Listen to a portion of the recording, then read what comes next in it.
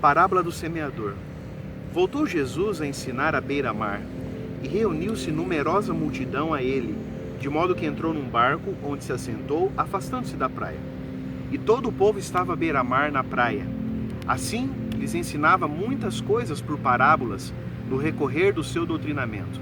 Ouvi, disse Jesus, eis que saiu o semeador a semear. Aqui nós encontramos a parábola do semeador. Jesus gostava muito de usar as ilustrações do seu próprio dia a dia. Jesus gostava de falar coisas do reino dos céus, mas de uma forma como as pessoas poderiam entender. Aqui ele contou uma seguinte história. Um semeador saiu a semear, e então, usando a sua semente, aconteceu 4 coisas. A primeira semente caiu à beira do caminho, e então não deu nem tempo de germinar. Os passarinhos comeram. A segunda semente caiu num solo pedregoso, cheio de pedras, cheio de dificuldades. Aquela semente até germinou por um tempo, mas as pedras sufocaram as suas raízes, não deixaram que elas criassem raízes e ela morreu. Outro tipo de semente, a terceira semente, ela caiu num lugar onde tinha um solo até bom. Nasceu, mas os espinhos, as ervas daninhas, sufocaram ela e ela acabou morrendo. Mas a quarta semente, essa caiu num solo adequado, um solo que tinha sido preparado e então germinou e produziu 30, 60, 100 vezes. A parábola do semeador nos explica algo muito interessante. Sempre haverá uma transformação na vida de alguém que deixa que Deus plante o evangelho no seu coração. Às vezes esse evangelho chega de diversas formas e passa pela gente. Nós não demos valor, é a primeira semente. Às vezes até o evangelho cai no nosso coração, mas encontra um coração duro pelas tradições, um coração duro pelos que a gente acreditava no nosso passado, um coração duro de pessoas que carregam uma culpa muito grande. Ela não consegue germinar.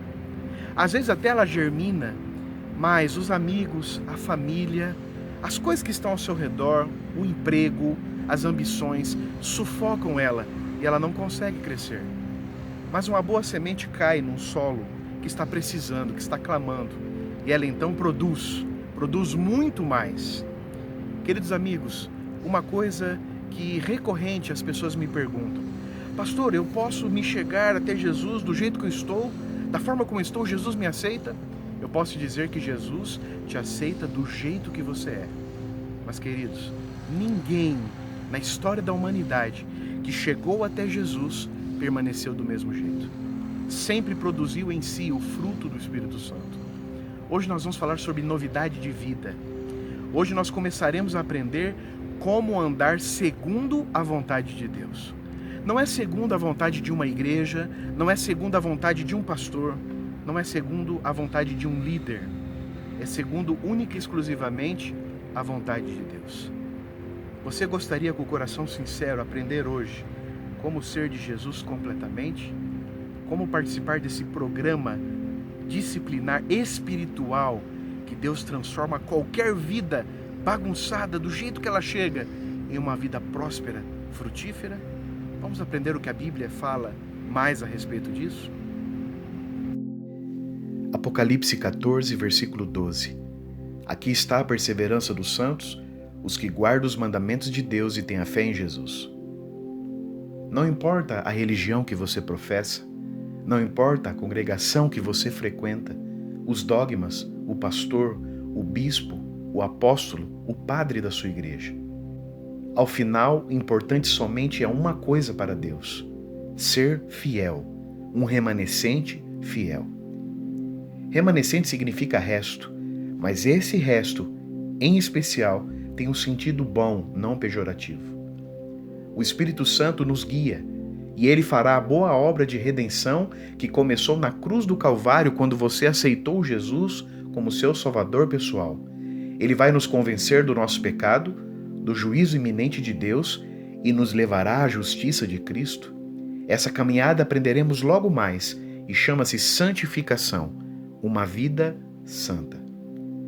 Mas Deus não está em todas as igrejas, você poderia me perguntar. Sim, mas a pergunta correta seria: todas as igrejas estão com Deus e fazem fielmente a sua vontade? Você sabe que não.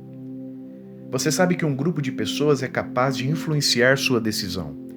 Nas coisas que são espirituais, não basta pertencer a uma igreja. Você precisa ter irmãos de fé que te levem no caminho correto. Vou tentar te explicar usando uma metáfora. Imagine uma rodoviária.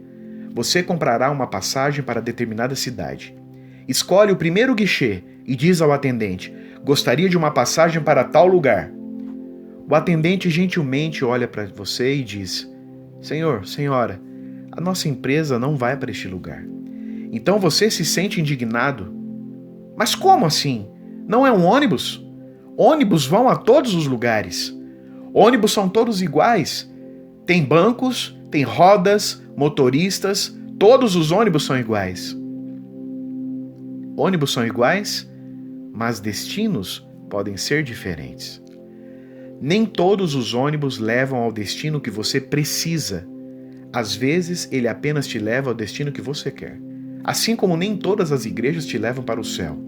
Deus está em todas as igrejas, mas nem todas as igrejas te levam a Deus. De acordo com Mateus 25, de 1 a 13, Jesus conta uma parábola sobre casamento. Nós conhecemos como a parábola das 10 virgens. Ali, claramente, o encontro final do noivo, que é Jesus, será com a sua amada igreja, a noiva, e nós somos as virgens convidadas a participar dessa cerimônia.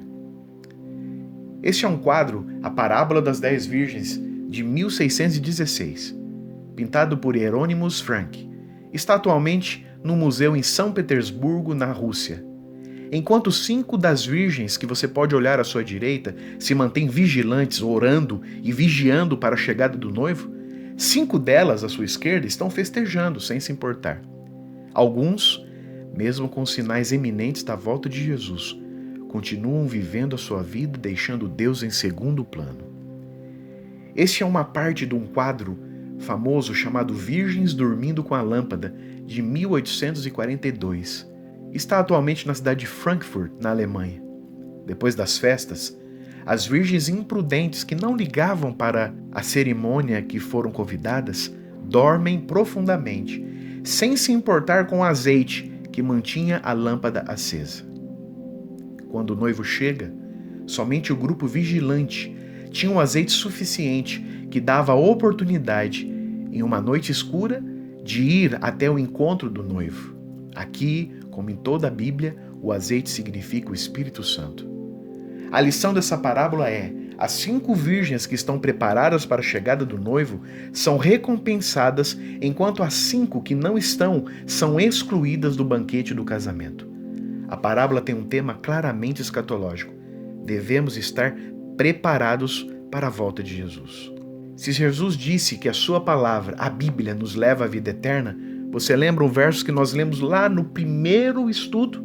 Você também deve viver com um grupo de cristãos que mais obedecem à Bíblia, porque isso seria muito bom para o seu futuro espiritual. Veja, venha do jeito que você está, pois Deus tem planos novos e melhores para nós. Jesus te aceita do jeito que você está, porque Ele vê no futuro a pessoa que você vai se tornar através do seu poder. O que lhe aguarda na eternidade? Porque hoje nós temos que andar nessa novidade de vida para ter uma chance de morar com Jesus eternamente? Veja o que fala no capítulo 21 do livro de Apocalipse, nos primeiros versos.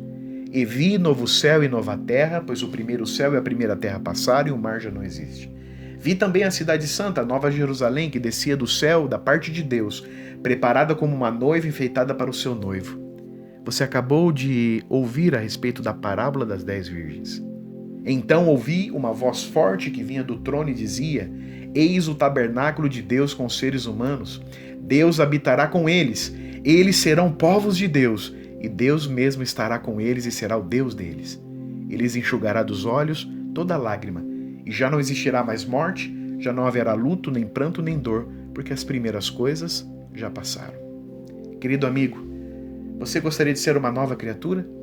Você gostaria de estar preparado para que quando Jesus voltar, você esteja entre aqueles que serão salvos? Gostaria de começar hoje a experimentar um verdadeiro relacionamento com Deus? Se você disse que sim, gostaria de orar por você. Querido Deus, quem sabe o nosso querido amigo tem dúvidas e lutas, mas creio em Ti e em Seu poder de nos transformar em uma nova criatura. Ajude-nos a colocar Deus em primeiro lugar e também nos preparar para o breve retorno de Jesus. Por favor, nos ajude nesse passo de fé. É o que eu te peço por mim e pelo meu querido amigo que me assiste ou me ouve, hoje e sempre. Amém.